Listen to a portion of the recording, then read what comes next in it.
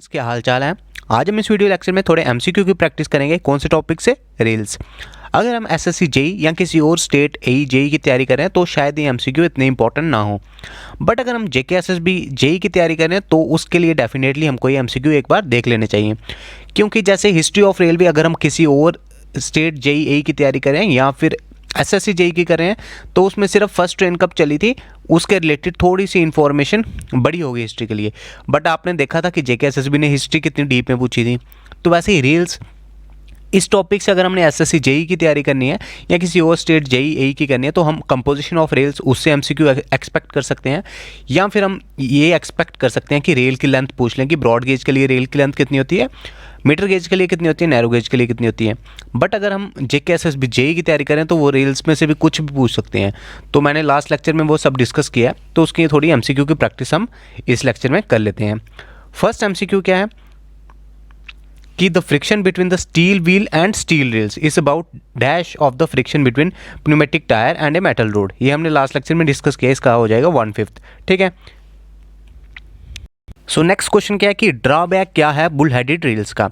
सो bull headed rails का सबसे बड़ा ड्रॉबैक क्या था, उनको चेयर्स चाहिए होती थी।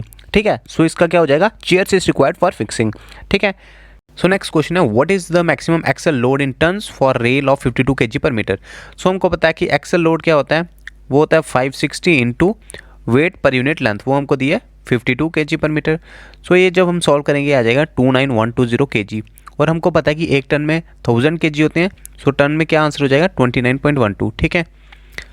नेक्स्ट है कि what is the height from which the weight is dropped in following weight test in 90R rail section. So हमने ये टेबल देखा था जिसमें मैंने आपको बोला था 52 kg, 60 kg and 90R is important. ठीक है। सो फॉलोइंग वेट टेस्ट में जो हाइट ऑफ ड्रॉप होता है 60 kg पर मीटर रेल सेक्शन के लिए वो 8.4 है, फिर 7.6 और 7.2 होता है हमारा 90R के लिए। सो नेक्स्ट क्वेश्चन है कि third quality rails are painted by which colour on the end face.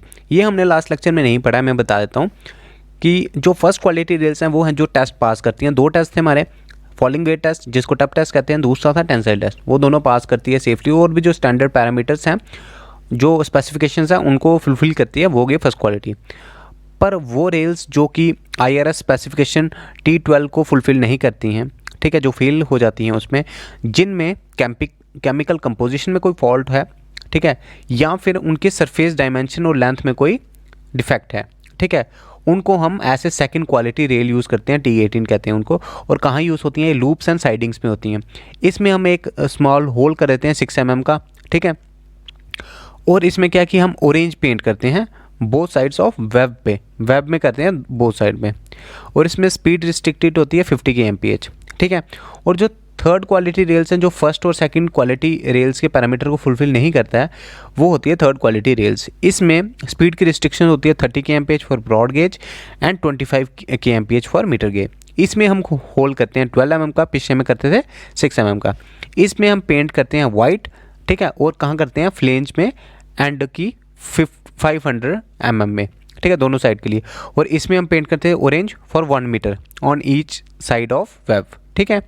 सो इसका क्या आंसर हो जाएगा, इसमें हमें थर्ड क्वालिटी का पूछा है, थर्ड क्वालिटी का कौन सा होता है, वाइट, ठीक है, सेकंड क्वालिटी का ऑरेंज। ठीक है। नेक्स्ट क्वेश्चन क्या है हमारा कि the rail which get bent down and defected at the ends due to battering action of the wheels are called as. So उसको कहते हैं हम हॉगिंग ऑफ रेल्स। ये हमने लास्ट लेक्चर में भी पढ़ा था हॉगिंग ऑफ रेल्स के बारे में, ठीक है, ये पढ़ा था हमने हॉगिंग ऑफ रेल्स में, जिसमें बेंट हो जाती है रेल। ठीक है।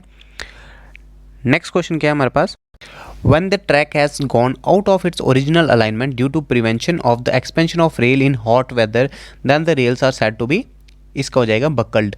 ये भी हमने लास्ट लेक्चर में पढ़ा है, ठीक है। ये होता है हमारा बकलिंग ऑफ रेल्स जब प्रॉपर एक्सपेंशन जॉइंट वगैरह नहीं दिया होता है और हॉट वेदर एरियाज में होता है, ठीक है।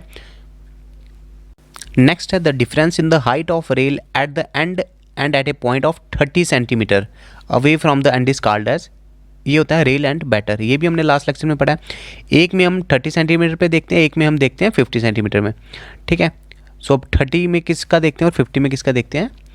जो रेल एंड बैटर है इसमें हम 30 cm का, मतलब जहाँ पे जॉइंट है और उससे 30 cm अवे हम चेक करते हैं हाइट का डिफरेंस। और जो दूसरा होता है वो होता है हॉगिंग ऑफ रेल्स, उसमें हम चेक करते हैं जो जॉइंट है वहाँ से लेके 500 mm मतलब 50 सेंटीमीटर आगे, ठीक है। अब आपको पता हो जाना चाहिए रेल एंड बैटर उसमें 30 सेंटीमीटर, हॉगिंग वाले में 50 सेंटीमीटर, ठीक है।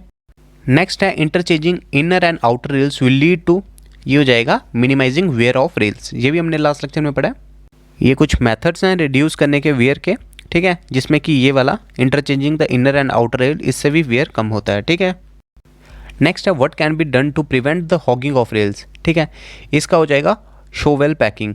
ये हम लास्ट लेक्चर में पढ़ेंगे जब रेलवे इंजीनियरिंग को हम कंपाइल कर रहे होंगे, ठीक है, मिसलेनियस टॉपिक पढ़ेंगे, उसमें हम शॉवल पैकिंग का देख लेंगे। इसमें ब्लास्ट को कुछ इस तरह से रखते हैं कि हॉगिंग को हम प्रिवेंट करते हैं, ठीक है। नेक्स्ट है हमारे पास which of the following is not a type of inherited defect, ठीक है। इनहेरिटेड कौन सा होगा, वेयरिंग ऑफ रेल्स, ये इनहेरिटेड नहीं है, बाकी सब इनहेरिटेड हैं, ये भी हमने लास्ट लेक्चर में पढ़ा था। मैं दिखा देता हूँ एक बार आपको। सो ये सब इनहेरिटेड डिफेक्ट्स हैं, कौन कौन से, faulty chemical composition, harmful segregation, piping, seams, laps, ठीक है, और गाइड मार्क्स, ये सब इनहेरिटेड डिफेक्ट्स हैं। नेक्स्ट है what does the first part of the code use for classification of rail failure consist of.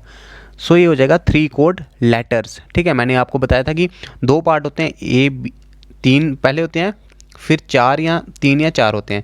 इसमें हम अल्फ़ाबेट यूज़ करते हैं, ठीक है, फॉर एग्जांपल ए, बी और सी। नेक्स्ट वाले हम करते हैं डिजिट, फॉर एग्जांपल 1 2 3 4 इस तरह से, ठीक है। अभी हम नेक्स्ट एमसीक्यू में क्लियर हो जाएगा। Which letter is use for point and crossing rails in code use for classification of rail failures, ठीक है। सो जैसा कि यहाँ पे बताया हुआ है कि फर्स्ट पोर्शन के कोड में 3 कोड लेटर होते हैं। फर्स्ट वाला होता है कि कहाँ पे रेल यूज़ हो रही है, अगर पॉइंट एंड क्रॉसिंग है तो एक्स होगा, ठीक है, और अगर प्लेन है तो ओ होगा। बाकी रीज़न ऑफ विदड्रॉल ये हमने लास्ट लेक्चर में पढ़ा है। सो एमसीक्यू क्या था कि पॉइंट एंड क्रॉसिंग में अगर फेलियर हो रहा है तो हम कौन सा अल्फ़ाबेट यूज़ करेंगे, वो हो जाएगा एक्स, ठीक है। सो इतने ही एमसीक्यू लाए हैं मैंने रेल्स से। So thanks for watching my video. बाकी जो रेल्स से जो एमसीक्यू फ्रीक्वेंटली पूछे जाते हैं वो तो मैं टेलीग्राम के अपने चैनल पे डालता रहता हूँ। रोज़ मॉक टेस्ट भी होते हैं, प्लीज़ पार्टिसिपेट कीजिए उसमें, आपका ज़रूर नॉलेज बढ़ेगा उसमें। Thank you.